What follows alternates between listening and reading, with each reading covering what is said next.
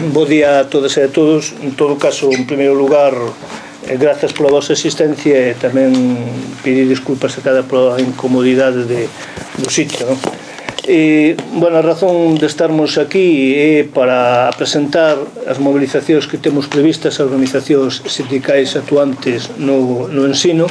na medida en que todas as mobilizacións que levamos até de agora, que se iniciaron xa no mes de maio e que continuaron no curso actual, pois non deron os resultados previstos, na medida que a Consellería de Educación sigue instalada nunha actitude antidemocrática, nunha actitude totalmente autoritaria e nunha actitude de que non está disposta nin siquiera a abrir ningún tipo de negociación, ningún tipo de debate en relación ás propostas que no seu día levou a cabo de maneira unilateral, que impuxo e que están supondo, pois, sin lugar a dúbidas, os recortes máis grandes que se ten sufrido o ensino na Galiza, non? Como sabedes, no mes de xuño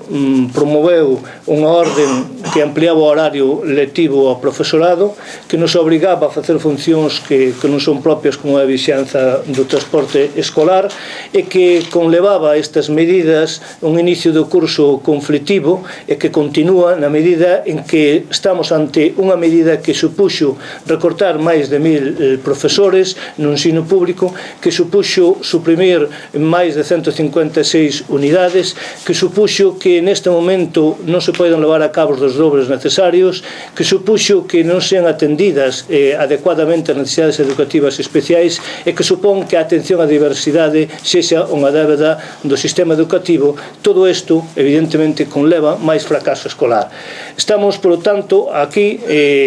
para exixir da Consellería de Educación un cambio de rumbo e que retire, evidentemente, esta orden que amplía o noso horario lectivo e que, como consecuencia, impide levar a cabo outros programas no ámbito do ensino, mellorar a calidade do mesmo e que neste momento estamos a sufrir como ni siquiera as baixas laborais están a cubrindo como deberá ser e que isto repercute,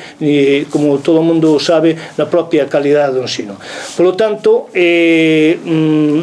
non mudar a súa posición, de non estar disposto a dar un cambio rotundo no que é a política educativa, vamos ter en frente e continuamos nese sentido coas mobilizacións que, como sabedes, temos previsto o día 15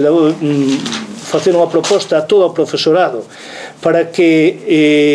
de alguna maneira, mostre o seu rexeitamento con a concentración nos propios centros, ben antes do inicio das clases ou ben na hora do recreo. Así mesmo, continuaremos con que se mostre tamén o rexeitamento a estes recortes a través de distintas simboloxías de pancartas ou de cartaces reivindicativos e tamén temos previsto levar a cabo resolucións das xuntas de persoal en contra dos recortes e exixindo a retirada da orden que amplía o noso horario lectivo e tamén outras funcións.